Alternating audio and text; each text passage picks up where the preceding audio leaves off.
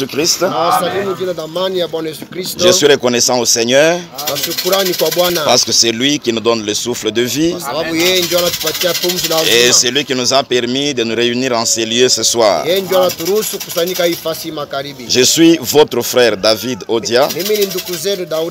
Je suis pasteur au tabernacle du Blé Mur à Lubumbashi. Et nous sommes reconnaissants pour la confiance que nous avons trouvée en ces lieux. Nous disons merci et que Dieu bénisse le pasteur Moïse. Nous sommes beaucoup marqués par la confiance qu'il nous témoigne. Et que le Seigneur vous bénisse aussi tous pour la même confiance. Je crois que l'essentiel pour nous, c'est d'être derrière la parole de Dieu. Et tant que nous sommes tous derrière la parole de Dieu, tant que nous marchons tous sur les traces que le prophète nous a montrées, nous croyons que nous pouvons alors avoir la communion les uns avec les autres. Nous pouvons alors marcher ensemble d'un même pas et nous pouvons espérer avoir la bénédiction du Seigneur. Alors ce soir, comme c'est la première fois que j'arrive ici, j'ai pensé le 12 janvier 1964, le prophète était allé dans une petite ville appelée Sierra Vista. Et on l'avait invité dans un culte qui se tenait dans une maison. C'est une église qui se tenait dans une maison. Et c'est là que pour la première fois, il avait prêché le sermon Shalom. Et dans son introduction, il dit: j'aime parfois prendre part à des petits cultes qui se réunissent dans une maison où là où il y a peu de gens. Et il a dit généralement c'est là qu'on se sent le plus proche du Seigneur. Et je crois qu'en ces lieux nous pouvons encore nous sentir plus proches du Seigneur. Que le Seigneur vous bénisse tous ce soir. Alors aujourd'hui nous avons un petit sujet autour duquel nous allons parler. Et c'est pour nous une façon de faire connaissance directement avec vous et de vous saluer aussi. Et ce petit sujet nous l'intitulons comme ceci: la salutation de l'ange.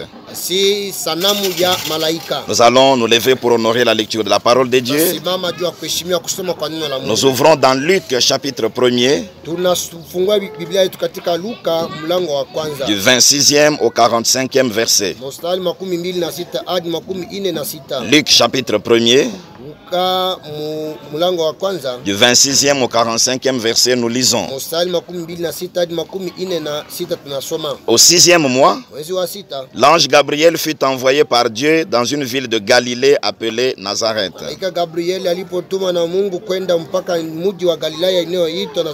auprès d'une vierge fiancée à un homme de la maison de David nommé Joseph.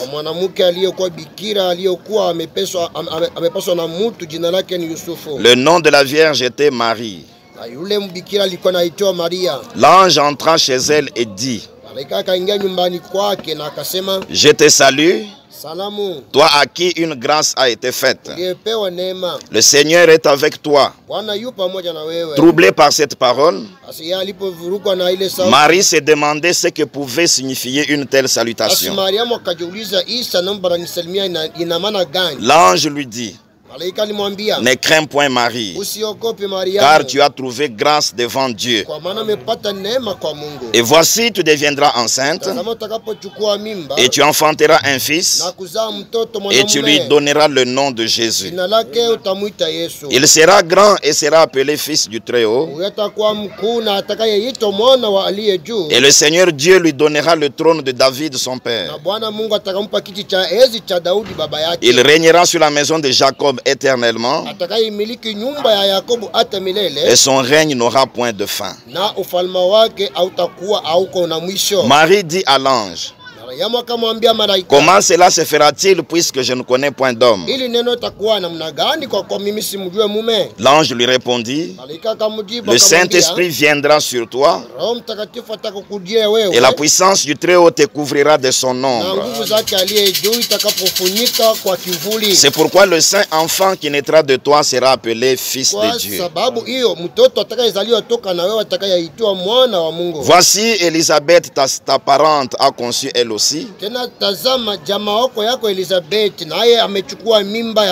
un fils en sa vieillesse, et celle qui était appelée stérile est dans son 6e mois. Car rien n'est impossible à Dieu. Marie dit, je suis la servante du Seigneur, qu'il me soit fait selon ta parole. Et l'ange la quitta.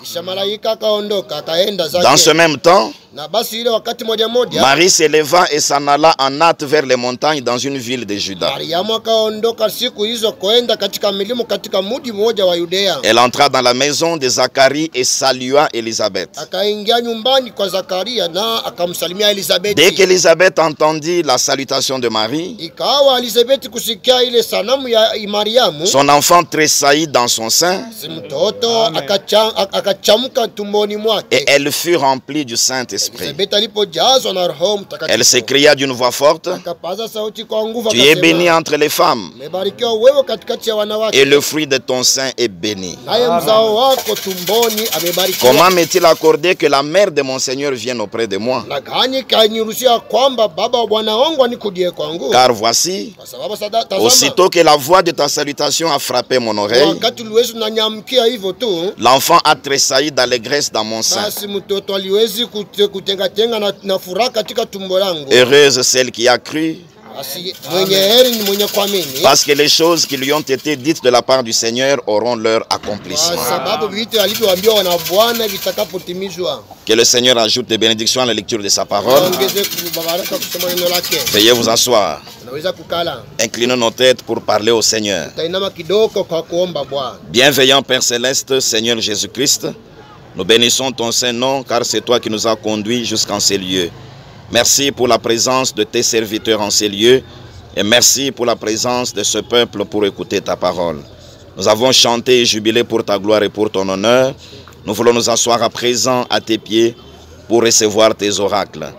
Si nous sommes derrière ce pupitre, ce n'est pas parce que nous sommes les meilleurs de tous ceux qui sont ici, ce n'est même pas parce que nous dépassons tes serviteurs qui sont ici, Seigneur. C'est simplement une responsabilité que tu nous as accordée selon le petit don du ministère que tu nous as donné. Nous te prions de nous écarter du chemin ce soir, de parler toi-même au travers de nous, de parler à nos cœurs. Bénis-nous, Seigneur, par ce petit message et permets que ce soit réellement une bénédiction pour chacun de nous, que cela puisse contribuer à l'avancement de ton œuvre. Seigneur Jésus, nous savons que personne ne peut venir à toi et retourner tel qu'il était venu. Tu connais l'état dans lequel se trouve tout celui qui est venu dans ta présence en ces lieux ce soir. Ma prière est que tu puisses sauver toute personne perdue, que tu puisses ramener toute personne rétrograde, que tu guérisses tout celui qui est malade, que tu donnes la solution à tout celui qui a des problèmes dans son cœur. Laisse que le ciel s'ouvre ce soir, afin que ce soit un nouveau départ pour chacun de nous en ces lieux, un nouveau départ même pour cette église. Sois avec nous et manifeste-toi au milieu de nous dans la simplicité, mais dans la grandeur de ta puissance, dans le précieux nom et tout suffisant du Seigneur Jésus-Christ. Amen. Nous bénissons grandement le nom du Seigneur ce soir. Et comme je l'ai dit en commençant, le petit titre que je donne à mon message, c'est la salutation de l'ange. Et vous allez comprendre d'où est-ce que nous avons tiré ce petit sujet. L'ange Gabriel avait été envoyé vers Marie pour une certaine mission que le Seigneur lui avait confiée. Mais lorsque l'ange est arrivé auprès de Marie, la première chose c'était la salutation qu'il lui avait adressée. Et c'est dans la suite de la salutation que toute la conversation avait eu lieu. Bien que nous allons parler de toutes ces choses, mais le titre est là, c'est la salutation de l'ange. Alors nous voulons ouvrir notre scène ce soir à ce temps-là de Marie. Les Écritures appellent ce temps-là temps messianique. C'était le temps messianique de l'Orient. Parce que c'était le temps dans lequel le Messie promis devait se manifester sur la terre. Le peuple qui vivait en ce temps-là, principalement les enfants d'Israël, ils vivaient dans leur territoire bien sûr, mais ils étaient sous une double domination. D'une part, ils étaient sous la domination du péché et ses attributs. Quand on parle des attributs du péché, le péché lui-même c'est l'incrédulité à la parole de Dieu. Et les attributs du péché, ce sont les fruits de l'incrédulité. Par exemple, la mort, elle vient du péché, c'est son attribut. La maladie, c'est un attribut du péché. Tout le mal et toutes les souffrances que nous connaissons dans le monde sont les attributs du péché. Alors le peuple qui vivait sur la terre, ou principalement en Israël, ce peuple était d'abord sous la domination du péché et de ses attributs. Mais d'autre part, le peuple était sous la domination des Romains. Et c'était les Romains qui dominaient aussi sur eux. Ils étaient presque dans la servitude. Mais ces gens avaient des promesses dans les Écritures. Dieu avait annoncé qu'il allait envoyer le Messie. Le Messie devait paraître au milieu d'eux. Le Messie devait être le prophète attendu. Et le Messie devait aussi être le roi des Juifs. C'est le Messie qui devait les délivrer de toutes leurs souffrances. Alors ils attendaient la venue du Messie. Et nous savons que Jean-Baptiste était annoncé dans les Écritures comme étant celui qui devait être le précurseur et le présentateur du Messie. Et nous connaissons de quelle manière le même Gabriel était allé vers Zacharie, le père de Jean-Baptiste. Et Jean-Baptiste était déjà conçu dans le sein de sa mère. Mais seulement il n'avait pas de vie. Voyez-vous, Élisabeth, sa mère, avait conçu. L'enfant était dans son sein, mais il n'avait pas de vie. Et dans ce même temps, Dieu devait accomplir une autre prophétie en rapport avec l'apparition du Messie. Il est vrai qu'il y avait plusieurs prophéties qui devaient s'accomplir. Mais parmi toutes ces prophéties, je prends Ésaïe 7, verset 14. Le prophète Ésaïe avait dit ceci. C'est pourquoi le Seigneur lui-même vous donnera un signe. Voici une vierge concevra et elle enfantera un fils et appellera son nom Emmanuel. C'était ça la promesse en rapport avec la naissance du Messie. Le Messie devait aussi naître sur la terre. Mais il ne pouvait pas naître par l'union d'un homme et une femme. Non, c'est une vierge qui devait concevoir. Une femme qui n'avait jamais connu d'homme. Et elle devait concevoir un enfant sans connaître un homme. Et le prophète Branham dit, toute famille préparait sa vierge. Ceux qui étaient au palais royal disaient que le Messie allait naître dans leur famille. Et ils préparaient leur vierge. Ceux qui étaient dans la sacrificature croyaient qu'il allait venir de leur groupe. Ils préparaient leur vierge. Mais gloire soit rendue au Père. Parce que Dieu n'annonce pas seulement ce qu'il doit faire, mais il prépare aussi la personne convenable. C'est là où le prophète dit, quand Dieu a voulu accomplir sa promesse, il a mis de côté toutes les familles bourgeoises. Il a mis de côté toutes les vierges qui étaient préparées. Il est allé dans la ville la plus insignifiante du monde. Et il est allé dans la famille la plus méprisée. Il est allé dans la famille la plus pauvre. C'est là qu'il est allé choisir cette vierge appelée Marie. Voici la bonne nouvelle ce soir, mes frères et sœurs. Confie-toi toujours dans le Seigneur. Sache que personne ne prendra ta place. Même si des êtres humains se lèvent et qu'ils essayent de t'étouffer pour être visible, toi reste confiant dans le Seigneur. Ce que Dieu a prévu pour toi sera pour toi. Peu importe ce que les êtres humains peuvent faire.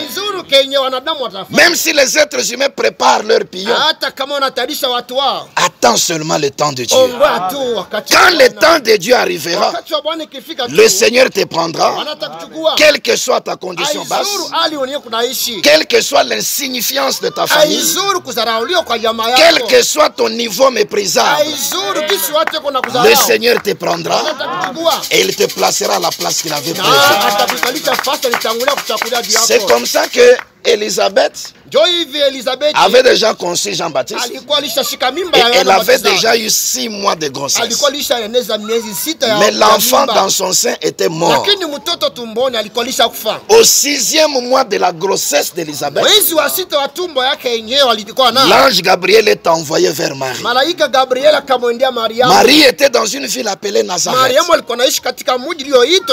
Le mot Gabriel, en hébreu Gabriel, signifie homme de Dieu. Et le nom Marie, en hébreu Myriam, signifie rébellion. Cette rencontre entre Gabriel et Marie, c'est la rencontre entre un homme de Dieu et une personne qui est la rébellion faite chair. Bien que Marie était vierge et qu'elle était pure aux yeux des hommes, mais en réalité, son nom signifiait rébellion. C'est très important, nous allons y revenir. Maintenant, l'ange Gabriel arrive. Revenons dans notre lecture au verset 28. L'ange entra chez elle et dit, je te salue. Les deux personnes viennent de se rencontrer. Un ange et un être humain. Mais l'ange qui est venu entre chez la femme et la première chose, je te salue. Ce sont des petites leçons que nous avons négligées. Frère, la parole de Dieu nous enseigne même le bien-être, la manière de vivre même dans la société. Quand vous allez quelque part, vous arrivez, vous entrez dans une maison, la première chose, saluez ce que vous trouvez là-bas. Regardez même Jésus. Je suis dans Matthieu chapitre 10, versets 11 et 12. Il a envoyé ses disciples dans l'œuvre missionnaire. Maintenant il dit dans quelques villes ou villages que vous entriez, informez-vous s'il s'y trouve quelques hommes dignes de vous recevoir et demeurez chez lui jusqu'à ce que vous partiez. Regardez le verset 12. En entrant dans la maison, saluez-la. C'est vous le visiteur qui êtes venu. N'attendez pas que ceux-là vous saluent. Quand vous entrez, saluez la maison.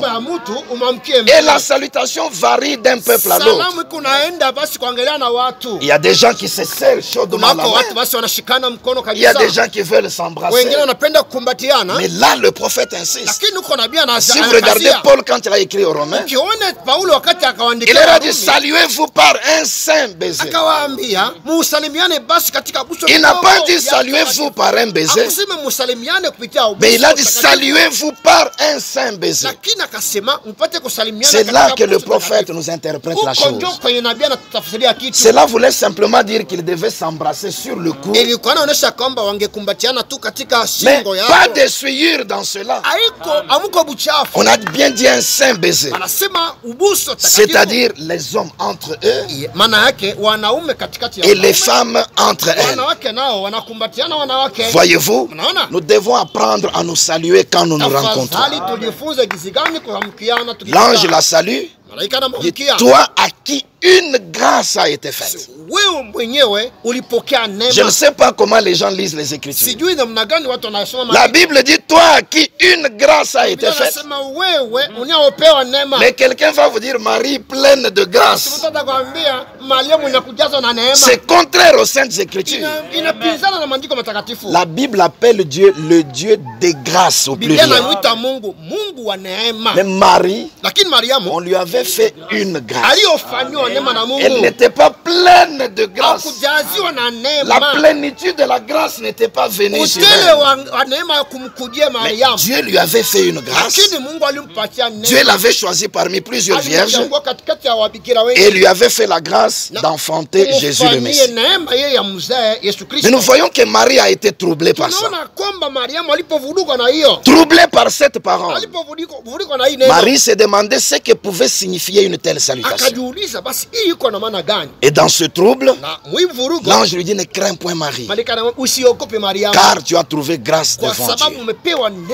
Elle n'a pas douté de la parole, mais elle était seulement troublée. Elle voulait comprendre ce que cela pouvait dire. Alors l'ange lui donne les détails. Voici, tu deviendras enceinte. Tu enfanteras un fils et tu lui donneras le nom de Jésus. Voyez-vous, le Messie devait être un homme né sur la terre, mais qui devait recevoir l'onction de la divinité.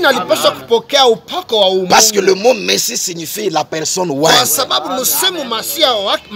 Il devait naître comme un homme, mais l'onction de la divinité devait venir sur lui. Et il devait alors devenir le Messie. L'ange lui dit, le Saint-Esprit viendra sur toi. La puissance du Très-Haut te couvrira de son nom. C'est pourquoi le saint enfant qui naîtra de toi sera appelé fils de Dieu. Pour commencer, l'ange a salué Marie et puis la conversation s'est enchaînée. L'ange a d'abord donné la parole. Qu'est-ce que la parole disait? Tu deviendras enceinte, tu enfanteras un fils, tu lui donneras tel nom, le nom de Jésus. Marie a cru la parole. Mais elle a posé une question pour comprendre. Je sais que pour avoir un enfant, il faut connaître un homme. Je ne doute pas de ce que tu dis. Je crois la parole que tu as dit. Mais comment cela peut-il se faire? Parce que je ne connais point d'homme. Alors l'ange ajoute la deuxième chose qui devait se passer. Le Saint-Esprit viendra sur toi. Et la puissance du Très-Haut te couvrira de son nom. C'est pourquoi le saint enfant qui naîtra de toi sera appelé fils de Dieu. D'abord la parole. Marie a reçu la parole. Elle a cru dans la parole de l'ange. Puis le Saint-Esprit est venu sur elle. Et cela a amené la parole qu'elle avait crue à la manifestation. Cela a produit visiblement le Fils de Dieu. Et l'ange ne s'arrête pas là. Il lui donne une autre information. Voici Élisabeth aussi, ta parente. Elle a conçu un fils dans sa vieillesse. Celle qui était appelée stérile est dans son 6e mois. Car rien n'est impossible à Dieu. Quand Marie écoute ce témoignage, Élisabeth a conçu, mais elle était stérile toutes ces années. Elle est déjà en son 6e mois. Marie dit alors, je suis la servante du Seigneur. Qu'il me soit fait selon ta parole. Frère, il faut toujours témoigner de ce que Dieu a fait. Si Dieu fait quelque chose pour vous, faites-le connaître à quelqu'un d'autre. Cela peut l'amener à croire aussi que Dieu peut résoudre le problème qu'il lui a. Il peut aussi croire que ce que Dieu lui dit dans sa parole est vrai, que cela peut s'accomplir. Qu'il me soit fait selon ta parole. Alors Marie, sans comprendre les choses, elle a cru, elle a reçu la parole de l'ange, et puis le Saint-Esprit devait venir sur elle. Dès qu'elle a conçu l'enfant Jésus, la Bible dit dans ce même temps. Elle n'a pas attendu que beaucoup de temps se passe. Dans ce même temps, elle s'est levée. Elle s'en est allée en hâte vers les montagnes, dans une ville de Juda. Elle a reçu l'ange dans la ville appelée Nazareth. Elle a reçu la salutation de l'ange. Cela l'a conduit à recevoir la parole. Elle a reçu la parole en elle. Le Saint-Esprit est venu sur elle. Le Saint-Esprit l'a couverte de son nom. Une vie s'est formée en elle. Et alors elle s'est levée. Elle est allée dans une autre ville pour aller en parler à Élisabeth, sa parente. Voici. Les deux avaient la vie à l'intérieur. N'est-ce pas? Marie venait de concevoir Jésus. Élisabeth était dans son 6e mois, mais avec un enfant mort à l'intérieur. Celle qui avait conçu un enfant qui était en vie, dans cet enthousiasme, elle est allée dans une autre ville. Au verset 40, elle entra dans la maison de Zacharie et salua Élisabeth. C'est la première chose. Elle avait quelque chose de bon à lui annoncer. Elle avait un message à lui annoncer de ce qu'elle avait reçu dans sa vie. Mais quand elle entre dans la maison, la première chose, elle salue Élisabeth. Mais il y a un mystère dans cette salutation. Dès qu'Élisabeth a entendu la salutation de Marie, son enfant tressaillit dans son sein. Elle fut remplie du Saint-Esprit. Elle était une femme. Elle avait conçu un enfant, mais cet enfant était mort. Il a fallu que celle qui avait conçu un enfant vivant vienne jusqu'à elle et la salue aussi. Il avait fallu que celle qui avait reçu la salutation de l'ange vienne saluer celle qui avait une vie morte à l'intérieur.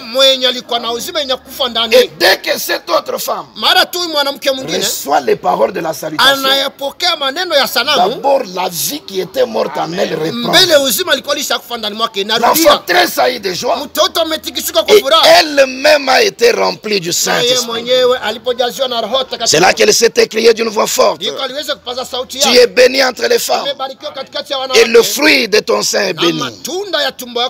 Au verset 44, elle a dit: car voici, aussitôt que la voix de ta salutation a frappé mon oreille, l'enfant a tressailli d'allégresse dans mon sein. Et le prophète a toujours fait le commentaire. C'est là que pour la première fois que le nom de Jésus a été cité par les lèvres humaines. Parce qu'avant c'est Gabriel qui l'a prononcé. Mais ici le nom a été cité par les lèvres humaines. Et il fait cette déclaration que si le nom de Jésus, quand il a été prononcé pour la première fois par les lèvres humaines, s'il a donné la vie à un enfant qui était mort pendant 6 mois dans le sein de sa mère, qu'est-ce que ces mêmes noms peuvent faire dans une église née de nouveau. Oh, ce soir, si nous croyons dans le nom de Jésus, il peut donner la vie à tout le monde. Le nom de Jésus peut donner la vie à votre corps mortel. Il peut guérir n'importe quelle maladie. Le nom de Jésus peut donner la vie à votre esprit. Il peut vous délivrer de n'importe quel démon. Le nom de Jésus peut vous donner la vie dans votre âme. Peu importe le degré du péché. Parce que la mort, c'est le péché. Une séparation avec Dieu. Peu importe combien la mort s'est installée. Le nom de Jésus peut ramener la personne à la vie. C'est pourquoi si vous désignez bien le message, vous verrez que parmi les cantiques que les prophètes aimaient, il y avait le cantique « Prends le nom de Jésus avec toi ». Souvent à la fin, ils chantent ça. Prends le nom de Jésus avec toi, enfant de souffrance et de peine. Et quand les tentations surviennent, murmure ce nom en priant. Ou est-ce que vous aimez le nom de Jésus? Le prophète dit, là où le nom de Jésus-Christ n'est pas respecté, les êtres humains et les femmes ne sont pas plus que les animaux. C'est pourquoi aimons le nom de Jésus. Prononçons ce nom devant nos épreuves. Prononçons ce nom dans nos difficultés. Et par le nom de Jésus ce soir, si vous étiez un pécheur, qu'il vous sauve. Si vous étiez un rétrograde, qu'il vous ramène à la communion avec lui. Si vous étiez malade, quel que soit le nom de la maladie, quelle que soit la gravité de la maladie, par le nom de Jésus-Christ, recevez votre guérison et que la délivrance s'installe dans votre vie. C'est ce qui était arrivé lorsque Marie a rapporté cela à Élisabeth. L'enfant qui était mort dans son sein était revenu à la vie et elle-même était remplie du Saint-Esprit. Ça, c'est une histoire telle que nous pouvons la lire. Mais la Bible ne reste pas dans l'histoire. La Bible s'actualise dans chaque temps. Cette histoire que nous lisons dans la Bible, nous pouvons la prendre comme une réalité dans notre temps. L'ange Gabriel a été envoyé. Un ange devait être envoyé aujourd'hui. Le Messie devait se manifester sur la terre. La même chose devait se manifester aujourd'hui. Il y a eu un ange envoyé du ciel. Il y a eu un ange qui est venu aujourd'hui. Il y a eu une Vierge Marie. Il y a une Vierge Marie aujourd'hui qui a conçu Jésus vivant. Il y a eu une Élisabeth. Il y avait un enfant mort dans le sein. Il y a une Élisabeth aujourd'hui avec un enfant mort dans le sein. Je vais interpréter cela de deux façons. Je commence par la première manière. Gabriel était un ange envoyé de la part de Dieu. Et le prophète nous enseigne que Dieu, quand il envoie Gabriel, c'est un ange souvent envoyé vers les Juifs pour des messages importants vers Israël. Mais chez les nations, c'est Christ qui est l'ange qu'on envoie. Les Juifs ont reçu Gabriel. Mais nous, les gens des nations, nous devrions recevoir Christ. Gabriel, c'est un ange puissant. Christ devait venir aujourd'hui sous forme d'un ange puissant. Et sa venue est annoncée dans Apocalypse 10. Jean dit, je vis un autre ange puissant qui descendait du ciel enveloppé d'une nuée. Et il donne toute la description. Cet ange puissant, quand il a été envoyé, Christ, quand il a été envoyé, il avait un message. Mais à son arrivée sur la terre, il devait trouver Marie, une femme vierge, qui devait recevoir ce message pour concevoir Jésus et par la suite le manifester au monde. J'aimerais aller tout droit au but. Marie vers qui Gabriel était allé était d'abord le type du 7e ange d'aujourd'hui. Le 7e ange, c'est le prophète William Branham. Gabriel n'est pas allé vers toute la synagogue. Il est allé d'abord vers une seule personne. Il a salué une seule personne. Il lui a transmis la parole. Et cette personne avec Jésus à l'intérieur est allé parler à une autre personne qui avait aussi conçu, mais la mort était là. C'est pourquoi l'ange puissant vient selon Apocalypse 10. Il vient avec un message. Et il devait rencontrer William Branham sur la terre. Dans le sermon La Brèche, prêché le 17 mars 63. Point 41, il dit ceci. Et une fois que les sceaux sont brisés et que le mystère est révélé, c'est là que l'ange descend, le messager, Christ, qui pose son pied sur la terre et sur la mer, avec un arc-en-ciel au-dessus de sa tête. Dit maintenant, souvenez-vous, ce 7e ange est sur la terre au moment de cette venue. Au moment de la venue de Gabriel, Marie était sur la terre. Et Gabriel est allé droit vers Marie. Au moment de la venue de l'ange puissant, avec la parole, avec la révélation de la parole, le 7e ange, qui est William Branham, devait être sur la terre. Remarquez une chose, le message de Gabriel a été donné à Marie. Le message que l'ange puissant a apporté, il l'a remis à William Branham. De même que Marie a rencontré l'ange dans une ville, et qu'elle devait aller dans une autre ville pour proclamer cela. Frère, l'histoire se répète. William Branham a rencontré l'ange.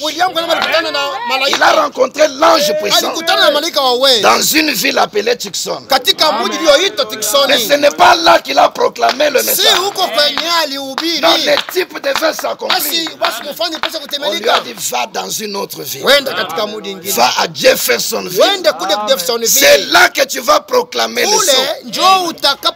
Et quand les sceaux sont ouverts, le prophète dit, la parole entière vient à la naissance. De même que Marie devait donner naissance à Jésus. Jésus qui était la parole entière. Aujourd'hui, c'est à l'ouverture de cette sceau qu'un être humain a reçu le message et la parole entière devait naître. Dans la semence n'hérite pas avec la balle. 18 février 65. Point 101, il dit ceci. Remarquez, dans l'âge pentecôtiste, à travers l'âge luthérien, à travers l'âge wesleyen, il y a eu la même chose à travers cet âge pentecôtiste. Notez maintenant, mais à l'ouverture de cette sceau, Apocalypse 10, la parole entière doit naître, être à nouveau manifestée et confirmé par l'Esprit de Dieu dans toute sa force, comme elle le fut quand elle était ici sur terre, manifesté de la même manière, faisant les mêmes choses qu'elle fit lorsqu'elle était ici sur la terre. Il dit Amen.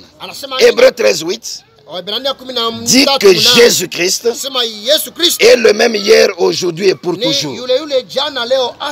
Marie a reçu l'ange. Elle a reçu le message de l'ange. Le Saint-Esprit est venu sur elle. Alors elle avait Jésus vivant en elle.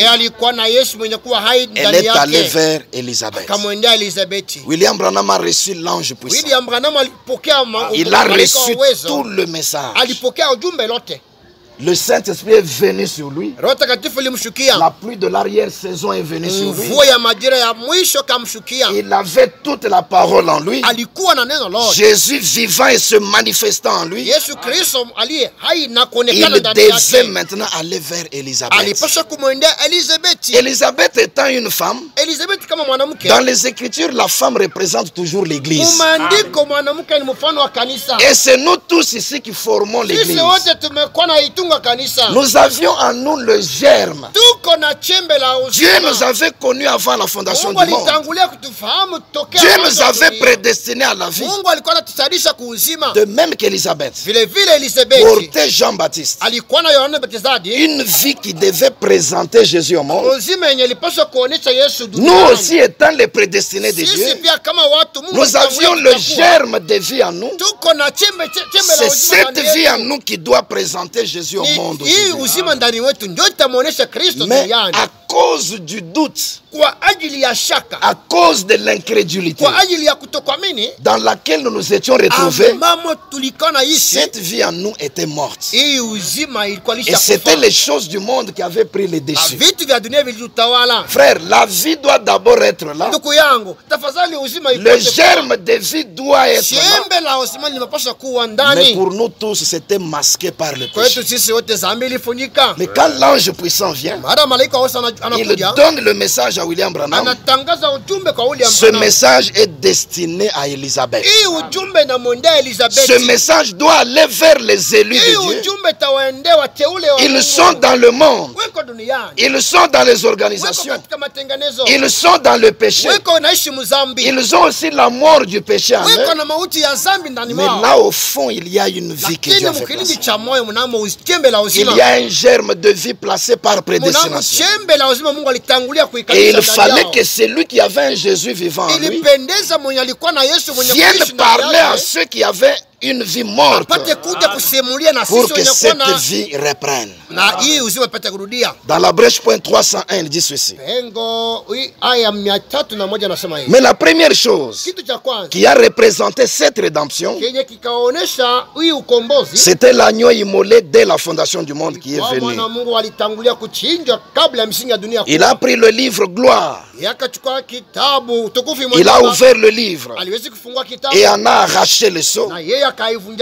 Il l'a envoyé sur la terre à son 7e ange pour le révéler à son peuple. Le livre vient au 7e ange. La parole vient à William Branham. Mais ce n'est pas pour que ça reste seulement en lui.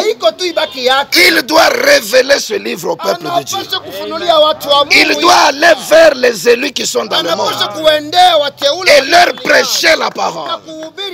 C'est quand les élus entendent cette parole qui vient de celui qui a écouté l'ange. C'est là que ça les amène à la joie. Ils vont tressaillir de joie. La vie qui était morte en eux va reprendre. Et eux-mêmes seront remplis du Saint-Esprit. Regardez ce qu'il dit ici. Il l'a envoyé sur la terre à son 7e ange pour les révéler à son peuple. Il dit voilà, oh là là, qu'est-ce qui s'est passé? Ici il va citer 7 choses, je vais y revenir. Qu'est-ce qui s'est passé? Les cris, les acclamations, les alléluia, les ouins, la puissance, la gloire, la manifestation. C'est ce qui se passe. Quand Marie est arrivée vers Élisabeth, elle l'a salué, elle a parlé. Cela a amené la joie. L'enfant qui était en elle tressaillit de joie. Elle-même a été remplie du Saint-Esprit. William Branham reçoit le message de la part de l'ange. Il vient révéler cette parole au peuple de Dieu. Cela crée 7 choses dans le peuple. Ça crée des cris, des acclamations, des alléluia, les ouins, la puissance, la gloire, et la manifestation. C'est ce que Dieu a fait en ce temps du soir. C'est pourquoi pour avoir la vie, tous ces gens qui sont dans le monde, qui sont dans les organisations, même s'ils commettent les péchés, même s'ils sont morts dans les péchés, parmi eux il y a des fils et des filles de Dieu qui sont prédestinés à la vie. Mais ils doivent entendre une parole. Ils doivent entendre ce qui est venu de l'ange. Ils doivent écouter Marie aujourd'hui. Ils doivent écouter le message de William Branham. C'est le message de William Branham qui va réveiller la vie. C'est le message de William Branham qui va redonner la vie à votre âme. C'est ce message qui va vous parler d'un véritable Jésus. Et même tout ce que les hommes cherchent, tout ce dont ils ont besoin pour apporter la joie dans leur vie, c'est en écoutant le message de l'heure. Écoutons dans le sermon le message de grâce. Prêché le 27 août 61. Point 63, il dit ceci. Je pensais à la grâce de Dieu. Comment il a pu faire cela? Sauver au plus haut degré. Et ensuite, prendre un pauvre malheureux comme moi et m'accorder la possibilité de prêcher l'évangile. Rappelez-vous, Marie venait d'une famille insignifiante. Elle était pauvre et malheureuse. Mais à elle, une grâce avait été faite. Ici, nous avons un homme, William Branham, le prophète.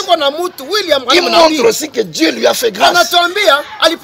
C'est pourquoi d'ailleurs, mes amis, de tous les cantiques qu'il a chantés, il dit mon cantique préféré, c'est grâce étonnante. Il dit j'aime chanter ça. Oh, grâce étonnante. Quel doux son qui a pu sauver un pauvre pécheur comme moi. C'est cette grâce qui m'a appris la crainte. Il est sorti d'une famille de contrebandiers d'alcool. Une famille qui avait une mauvaise réputation. Mais Dieu l'a fait sortir des organisations. Dieu l'a purifié pour qu'il soit comme une vierge. Dieu lui a fait grâce. Dieu lui a donné un message. Et il a la possibilité de prêcher l'évangile. Maintenant écoutons la suite.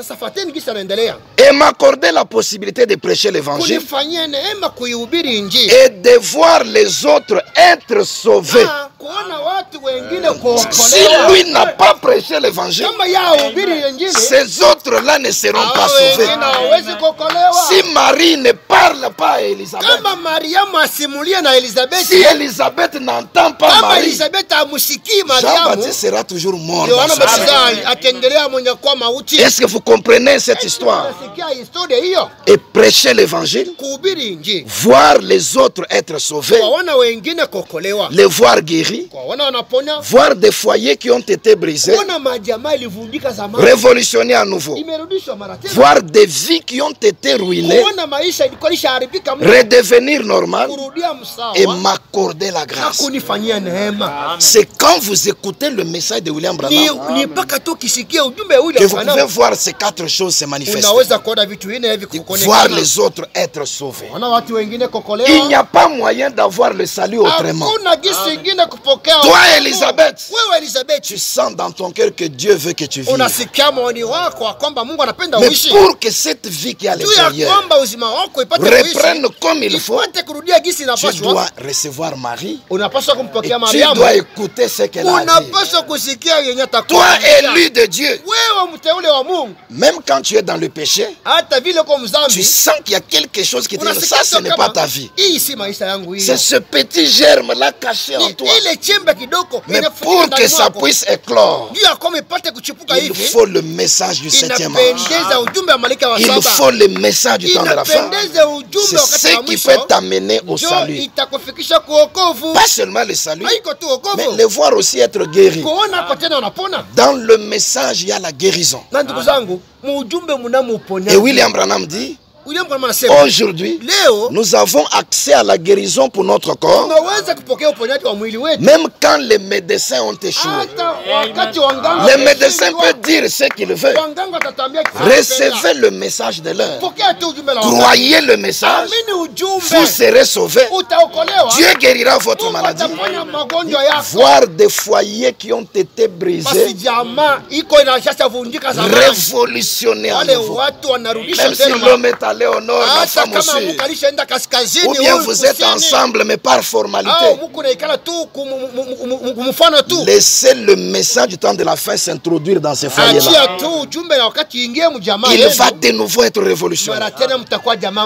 Voir des vies qui ont été ruinées redevenir normales. Même si tu penses que ta vie est irrécupérable. Mais il y a la puissance qu'il faut dans le message de l'heure pour redresser ta vie et la faire redevenir normale.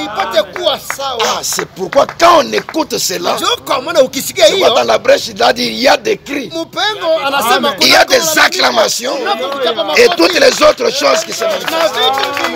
Quand on écoute cela, ça doit apporter la joie.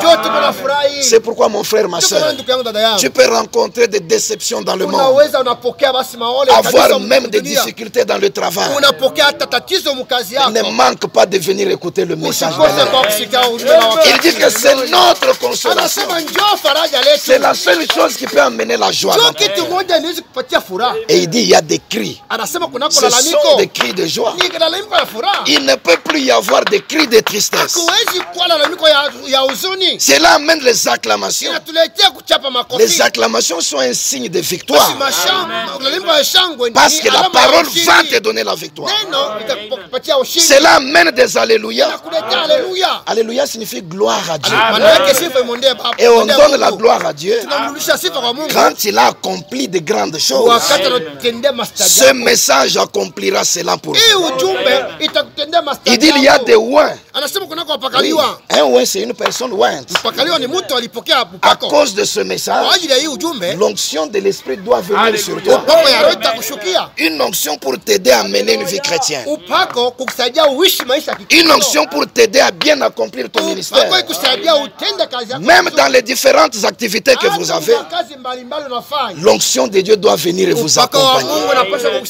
La puissance de Dieu doit être avec vous. La gloire doit vous accompagner. Et enfin, il dit la manifestation. Quand on parle de la manifestation, c'est que la chose est devenue visible. C'est la visibilité de la chose. Les promesses de Dieu quittent le texte. Elles deviennent visibles dans votre vie. Dieu avait promis le salut. Ça devient matériel dans votre vie.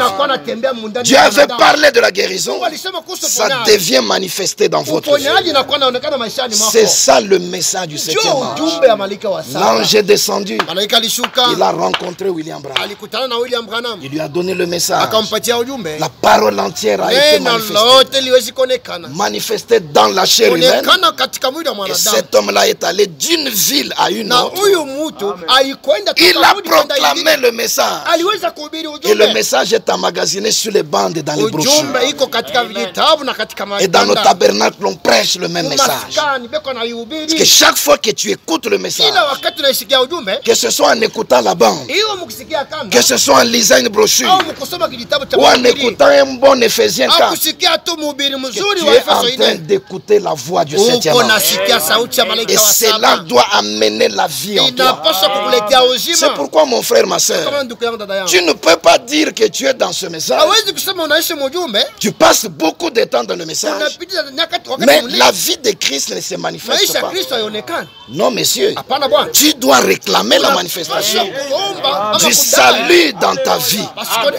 Parce que la première chose que le message apporte, il réveille le germe de vie en toi.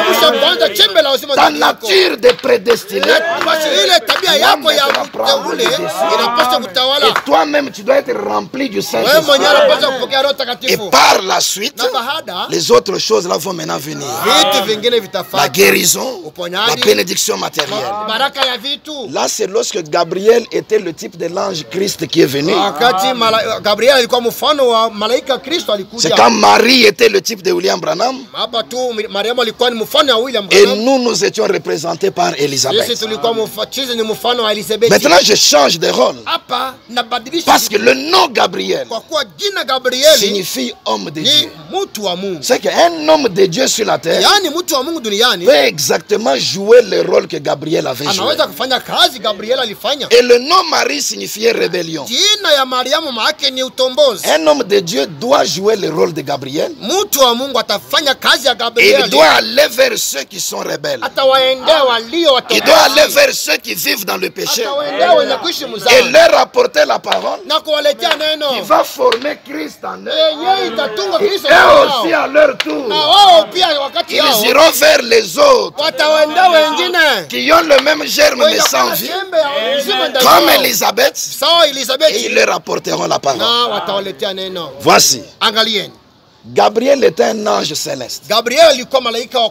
Aujourd'hui, nous avons eu William Branham, un ange terrestre. William Branham a joué le rôle de Gabriel. Il salue l'église comme Gabriel. Je suis dans le sermon de la foi de Marie. Prêché le 21 janvier 61. Point 37, la partie A. Il dit ceci. Ici, il cite d'abord l'écriture. Je te salue Marie. Tu es bénie entre les femmes. Tu as trouvé grâce devant Dieu. Maintenant il dit, oh Église, sommes-nous l'église de Dieu? William Branham dit, oh Église, je te salue. Tu es bénie entre tous les peuples, car tu as trouvé grâce devant Dieu. Il prend d'abord Gabriel qui salue Marie. Et il dit, oh Église, j'ai pas un ange du ciel. Moi qui suis devant vous, William Branham le prophète, je te salue. C'est ça la salutation de l'ange. Un ange terrestre et qui donne la salutation à l'église. Est-ce que tu reçois cette salutation? De même que Gabriel a dit à Marie, tu es bénie entre les femmes. William Branham te dit ce soir, tu es béni entre tous les peuples. C'est ça qui donne la joie à mon cœur. Frère, moi je suis comme un homme têtu devant le diable. Le diable peut dire ce qu'il veut. Quelqu'un peut prononcer des malédictions comme il veut. Si moi je suis correct devant Dieu, je suis béni entre tous les peuples. Et si je suis béni, aucune parole de malédiction ne peut avoir des effets sur moi. Le problème est que tu ne crois pas ce que tu es. La parole dit tu es béni, mais tu supportes une malédiction appelée maladie. Je ne peux pas vivre comme cela. Je reçois la salutation de l'ange. Je reçois la parole qui vient de l'ange. Je crois cela. Et je lui dis, je suis la servante du Seigneur. Qu'il me soit fait selon ta parole. Pas selon ce que la coutume a dit. Pas selon ce que les ancêtres ont dit. Mais selon le message de l'ange. Oh Église, je te salue. Tu es béni entre tous les peuples, car tu as trouvé grâce devant Dieu. Toi qui écoutes William Branham prêcher, comprends que les rôles ont changé. Maintenant c'est Branham qui joue le rôle de Gabriel. C'est lui qui est l'ange envoyé par Dieu vers toi. C'est lui qui te salue. Et c'est lui qui te transmet le message. Un message qui vient tout droit du trône. il l'a reçu de Dieu lui-même. Et il est envoyé comme un serviteur prophète. Et toi qui vivais dans le péché, dans la rébellion contre Dieu, tu n'es qu'une Marie, un rebelle. Tu vivais dans la boisson, tu vivais dans la cigarette, tu vivais dans l'adultère, tu étais dans le mensonge. C'est de la rébellion contre Dieu. Mais abandonne-toi à ce message de l'ange. Ne raisonne pas. Même si tu ne comprends pas ce que ça signifie, fais seulement ce que lui a dit. Jésus se formera en toi. Voici, Marie a reçu la parole. Elle a cru la parole. Et par la suite, le Saint-Esprit est venu sur elle. C'est là que Jésus a été formé et manifesté. William Branham nous a porté cette salutation. Il nous a prêché le message. Recevons le message en nous. Croyons la parole sans raisonner. Même si c'est contraire à la tendance moderne. Même si c'est contraire aux lois de la nature. Faisons comme Marie. Croyons et les choses iront bien. Remarquez, si vous étudiez bien les Saintes Écritures, vous allez voir qu'il y a 3 enfants particuliers dans les Écritures pour lesquels il y a des choses mystérieuses. Quand on a annoncé leur naissance, il y a Isaac, il y a Jean-Baptiste, il y a Jésus. Regardez. Quand l'homme qui était allé chez Abraham a annoncé la naissance d'Isaac, la réaction était le rire. Sarah a ri. Elle a méprisé. Maintenant regardez Jean-Baptiste. Quand on annonce sa naissance, la réaction était le doute. Son père Zacharie a douté. Vous voyez? Mais quand on a annoncé la naissance de Jésus, Marie n'a pas ri. C'est-à-dire elle n'a pas méprisé, elle n'a pas douté, mais elle a cru sans comprendre. Et elle s'est abandonnée à la parole de Dieu. Mon frère, ma soeur, devant une écriture de la parole de Dieu, si c'est sorti de la bouche de Dieu, c'est-à-dire si c'est venu du prophète, ne méprise pas cela. Ne doute pas de cela. Mais crois même si tu ne comprends pas. Crois même si c'est contraire à ce que tout le monde sait. Dieu sait comment il va accomplir l'écriture. Alors croyons toute la parole. Comme Marie, recevons toute la parole en nous. Et laissons le Saint-Esprit venir sur nous. Actes, chapitre 1er, verset 8. Jésus parlant du Saint-Esprit, il a dit, une puissance viendra sur vous. Le Saint-Esprit surviendra sur vous. Recevrez cette puissance du Saint-Esprit. C'est quand le Saint-Esprit est venu sur Marie et que la puissance de Dieu l'a couverte. C'est là que Jésus a pu être manifesté. Recevons toute la parole. Laissons aussi le Saint-Esprit venir dans notre vie. C'est le Saint-Esprit qui amènera cette parole à la manifestation. Le problème aujourd'hui est que les gens aiment l'enseignement de la parole, mais ils ne veulent pas recevoir le Saint-Esprit. Vous n'arriverez pas à manifester Jésus. Vous n'arriverez pas à la vie que Dieu demande de vous. Soyons des véritables maris. Nous recevons toute la parole qui vient de l'ange et nous laissons le Saint-Esprit venir. Alors cela manifeste Jésus au monde. Et quand Jésus est manifesté par nous, quand nous avons la vie de Dieu en nous, nous devenons aussi comme des messagers. Si vous regardez toujours dans Apocalypse 10, depuis les premiers versets jusqu'au 7e. On parle de l'ange puissant qui va vers le 7e ange. Mais Jean, qui était le type de l'épouse, dès qu'on finit de parler du 7e ange au verset 7, du 8e au 11e verset, vous allez voir qu'on s'adresse maintenant à Jean. On lui ordonne d'aller vers l'ange et de prendre le livre et de manger le livre.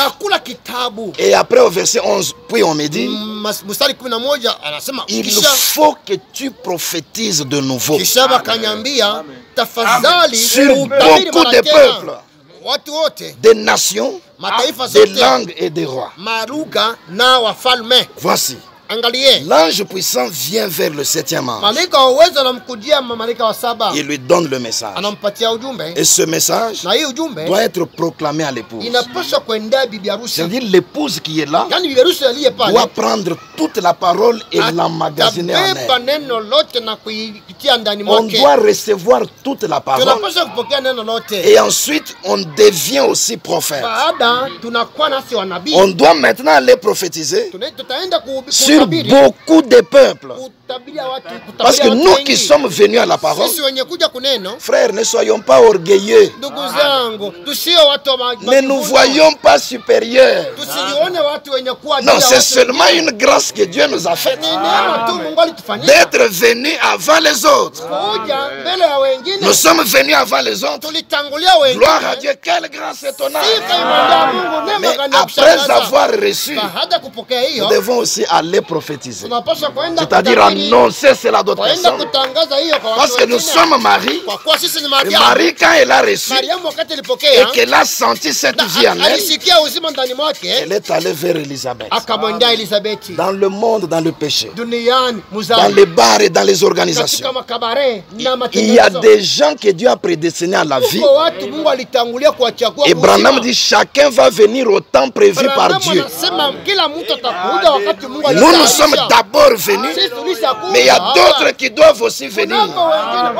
Après avoir reçu, c'est notre tour maintenant d'aller vers eux pour leur parler. Et quand nous allons leur parler, la vie qui est en eux va être aussi réveillée. Tu dois prophétiser de nouveau. Écoutons maintenant ceci. Dans l'évangélisation au temps de la fin, 3 juin 62. Point 63, le prophète dit ceci. Chaque âge a eu son message et ses messagers. Chaque âge a eu son message, un seul message. Un seul message et ses messagers au pluriel. J'aime poursuivre attentivement cette écriture. Chaque âge a eu son message et ses messagers. Un seul message mais plusieurs messagers. Maintenant il continue en disant, tout au long des âges, chaque âge a reçu son message avec un messager. Alors, si vous faites une étude superficielle, vous allez trouver des confusions partout là. Mais le prophète dit, quand on étudie superficiellement une écriture, on va en tirer une compréhension superficielle. Dans la première phrase, il dit chaque âge a eu son message et ses messagers. Dans la deuxième phrase, il dit chaque âge a reçu son message avec un messager. dit Dieu dans chaque dispensation a envoyé quelqu'un loin du Saint-Esprit pour délivrer son message pour cet âge-là chaque fois. Ce qui est sûr ici, c'est que pour ce qui est du message, il n'y a qu'un seul message.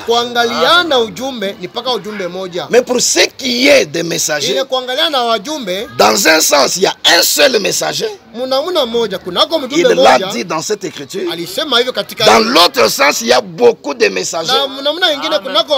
Et il l'a encore dit dans cette écriture. Quelle est maintenant la ligne que nous devons suivre? D'abord, Dieu envoie un seul messager. Ce seul messager-là vient avec le seul message de l'heure. Il le proclame. Maintenant, tous ceux qui reçoivent ce message-là deviennent aussi des messagers, mais des messagers du même message. Le messager principal, c'est celui qui a amené. Les autres là sont comme auxiliaires. Ils vont aller répandre le même message. La question-réponse du 12 janvier 61. Point 390 à 391. Il dit ceci. Or pour ma part, moi en tant qu'homme, je suis comme vous, même pire que vous. Bon nombre d'entre vous ont grandi dans un milieu chrétien et tout ça. Je suis le pire des pécheurs. Comme il a été dit une fois parmi nous, la vie la plus minable à mon avis qu'on puisse mener en étant un incroyant et un douteur, c'est ça que j'étais. Par contre, dès mon enfance, j'ai toujours su qu'il existait un Dieu. Et je savais que quelque chose s'était produit dans ma vie. Et ça, c'est incontestable, mes frères. Voyez, mais permettez-moi de dire ceci. Vous lui permettez de le dire? Mais permettez-moi de dire ceci. Il viendra un message. Et il viendra un messager. Je crois que s'il s'agit d'un homme, ce sera quelqu'un qui viendra après moi. Voyez, ce sera. Mais ce message que je prêche est le vrai message de notre jour. Et c'est le dernier message. Le message de William Branham est le vrai message de notre jour. Et c'est le dernier message. Maintenant il dit, vous voyez ce que je suis en train de faire là, frère. Je vous place vous. Voyez, parce que quand il a commencé, il a dit non, je crois qu'il viendra un message. Il viendra un messager. Il sera quelqu'un qui viendra après moi.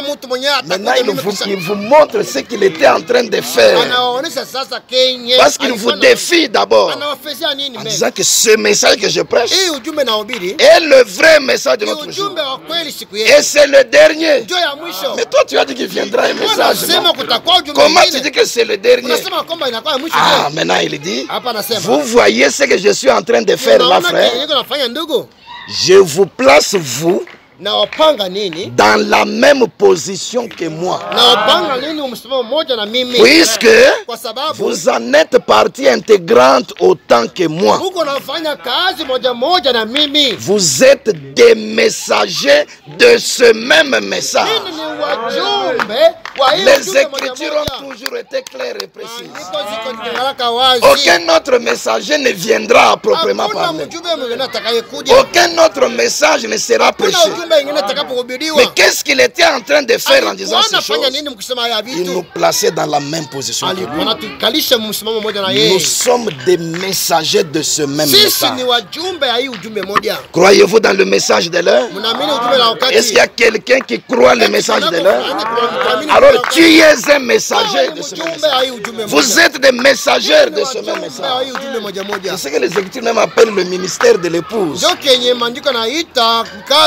nous qui avons reçu, nous devons apporter ce message à d'autres personnes. Marie a reçu. Elle a senti que la vie s'était installée. Elle avait reçu la parole. Le Saint-Esprit était venu sur elle.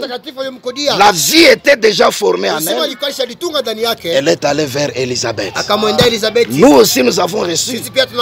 Soyons sûrs que nous avons reçu la parole. Soyons sûrs que nous avons reçu le Saint-Esprit. Et que Jésus est déjà formé en nous. Alors nous devenons des messagers de ce même message. Ce que nous avons reçu, nous devons aller en parler à d'autres personnes. Il est vrai que nous étions dans le monde, nous étions dans les organisations, mais nous avons reçu la parole. Nous sommes venus ici à Goshen Tabernacle, où nous sommes dans nos églises différentes, dans nos tabernacles. Ne croisons pas les bras. Chacun de nous devient messager de ce même message. Il y a d'autres personnes dans le monde. Allons leur parler de ce message. Et le prophète dit ceci: dans Jésus la résurrection et la vie. 10 août 52, point 32, il dit ceci: maintenant considérez la petite Marie. La voilà qui part dans le désert, dans les montagnes, pour voir Élisabeth, sa cousine. C'est ce dont nous avons besoin aujourd'hui. La mère morte et tout ce qu'il y a de plus mort au monde. Elle prend tout et ne donne rien. Dans le monde, il y a une mère qu'on appelle la mère morte. Elle ne fait que recevoir. Elle reçoit mais elle ne donne rien. Ne soyons pas comme des mères mortes. Soyons des véritables maris. Tu reçois la parole, va en parler à quelqu'un d'autre. Voyez-vous, elle prend tout et ne donne rien. Autrement dit, si nous venons à une réunion et que Dieu remplisse notre âme de gloire, nous devrions parler à 50 personnes par jour. Partout, chaque jour, parler à d'autres 50 personnes. À d'autres 50 personnes. Donner, cela garde la citerne propre. Il dit très bien. Nous sommes venus, nous avons reçu la parole. L'ange nous a apporté la salutation. Nous avons reçu la parole. Recevons aussi le Saint-Esprit. Devenons des messagers de ce même message. Nous avons des voisins partout où nous sommes. Nous avons des amis par-ci par-là. Nous avons des membres de nos familles. Nous avons des collègues au marché, au travail et partout. Parlons-leur de ce que nous avons reçu et la vie qui est en eux. S'ils sont prédestinés, cela va réveiller la vie en eux et ils seront aussi vivants comme nous. C'est ça le devoir de chacun de nous. Quelquefois les gens disent: non, je ne pars plus dans cette église-là parce que beaucoup de gens ne viennent pas et tout. Non, c'est toi qui es fautif. Parce qu'après avoir reçu, tu dois devenir messager de ce même message. C'est toi qui dois aller parler à d'autres personnes et les amener à l'église. Quand ils écouteront la parole, Dieu pourra convaincre ceux qui l'avaient prêté. Ne baissons pas le bras, mes frères. L'œuvre de Dieu doit aller de l'avant. Et chaque membre doit y apporter sa contribution. Le travail que chacun de nous a, après avoir reçu la parole, après avoir reçu le Saint-Esprit, c'est d'aller chercher nos Élisabeth, de leur parler pour qu'ils reviennent aussi à la vie. C'est ça la petite leçon de ce soir. Promettez-vous que vous allez le faire? Alors si c'est le cas, que le Seigneur vous bénisse tous, que le Seigneur bénisse votre église, que le Seigneur sauve les perdus, qu'il ramène à la communion les rétrogrades. Que le Seigneur fasse prospérer votre vie. Que celui qui était malade soit guéri. Que le foyer qui était brisé soit révolutionné. Que la vie qui était ruinée redevienne normale. Que le Seigneur nous bénisse tous ce soir. Nous allons nous lever pour adorer le Seigneur. Et on peut nous donner un cantique. Pendant que nous allons chanter, nous allons en même temps méditer sur ces choses pour voir comment aller devant le Seigneur. Seigneur, fais-moi comme Marie. Que je ne puisse pas reculer pour retourner dans le monde, mais que je reçoive toujours ta parole. Que le Saint-Esprit vienne vivifier cette parole et que je sois aussi un messager. Que j'aille parler à mes amis, que j'aille parler à tous ceux qui sont dans le monde. Frère, 50 personnes par jour. Oh, si tout le monde pouvait faire ça, c'est que beaucoup d'âmes pouvaient facilement venir à Christ. Nous pouvons chanter et puis après nous allons prier le Seigneur. On peut entonner les cantiques. Ce monde n'est pas chez moi, je suis juste un passant et mes trésors sont quelque part là-haut.